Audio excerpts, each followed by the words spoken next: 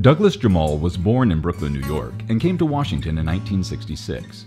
He began his career in the retail trade with a small store on 7th Street Northwest. He soon expanded into the electronics and music business, and by the mid-1980s he had created one of the most successful retail chains in the nation. The first parcel of land he purchased was 425 7th Street in 1981, and since then he has focused on purchasing and developing distinctive commercial properties. His first property that planted the seed of historic preservation was the Park & Shop in the Cleveland Park neighborhood. What other people saw when they saw the Park & Shop was an opportunity to develop a more ordinary Washington office building.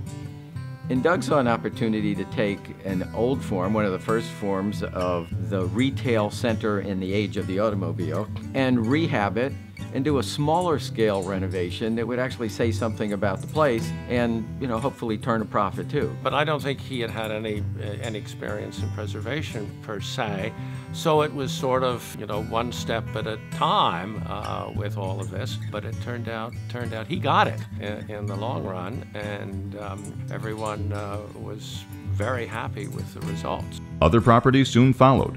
Making a bet in the Chinatown area, Douglas began to have a vision. He began to incorporate historic preservation into his business strategy.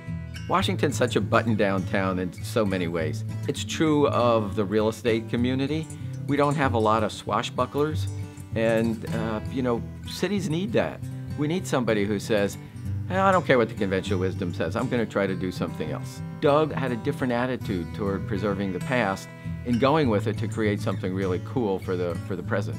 And it's a much more organic view of preservation and development than I think other developers, at least at the time, were going with.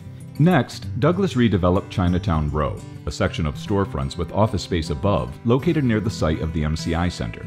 It attracted many restaurants into the retail space. The project won a Merit Award from the Washington chapter of the American Institute of Architects in the category of Architecture Historic Resources. My observation of Doug would be, with respect to development, he always wants to do something really well. He wants to do it really well, and he wants to express the vision. He wants the vision to come alive. He wants all that stuff, and gets in his bulldozer, and he starts the bulldozer, and he drives it to the end, and he says, look, it's finished. And that's his vision. You can start anything, finish anything, and it's all going to be successful, and don't bother me with the trivia. After a competitive bidding process, the General Services Administration awarded the redevelopment project of LeDroit Block on F Street to Douglas Development.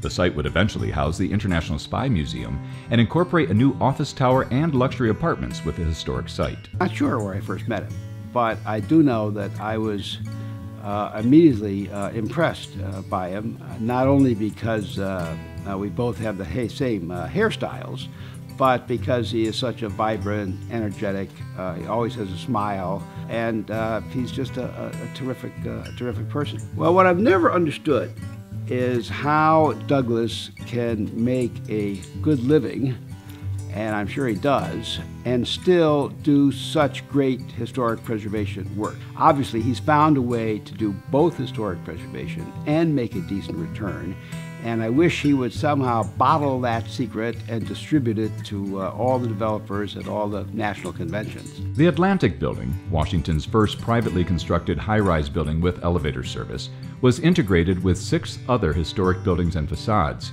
into a 10-story trophy-class office building next to Ford's Theater. Douglas is a developer. He wants to develop projects. He'd like to make these projects as big as possible. But he also has a sort of care and understanding for the history of Washington and is not willing to develop projects at all costs. He develops projects with an understanding that that history must be preserved. The Woodward and Lothrop building on the corner of 10th and F Streets Northwest is one of Douglas Development's signature projects. Attaining its lasting form in 1927, the 10-story building held more than 400,000 square feet of retail space. Douglas acquired the property in 1999 and began redevelopment in 2003. The building now houses retailers H&M, Zara's, and Forever 21, as well as Madame Tussauds Wax Museum. unlike the more typical approach, which is from the very, very beginning driven by numbers. I think with Douglas, it's really driven by love. It's driven by his love of a property, and basically, if he loves a property, typically it's because he can picture, he has a vision about it. He can imagine what he can do with it, and he's very confident. He believes that ultimately others will buy into his vision, and therefore the project will ultimately succeed. So that's really how he approaches his real estate, as far as I can see. Douglas is a remarkable man and very outgoing. I think my back is still out of position from the hugs he's given me over the years. His interests are deeply steeped in the history of the city. He loves the old buildings, loves the old environments. He invested in the city 20, 30 years ago when people didn't, and he saved many parts of historic Washington, D.C.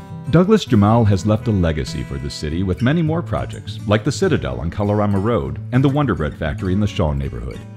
He continues to project his vision with current development projects like the Hex Warehouse and Uline Arena, preserving our past to help guide Washington into the future.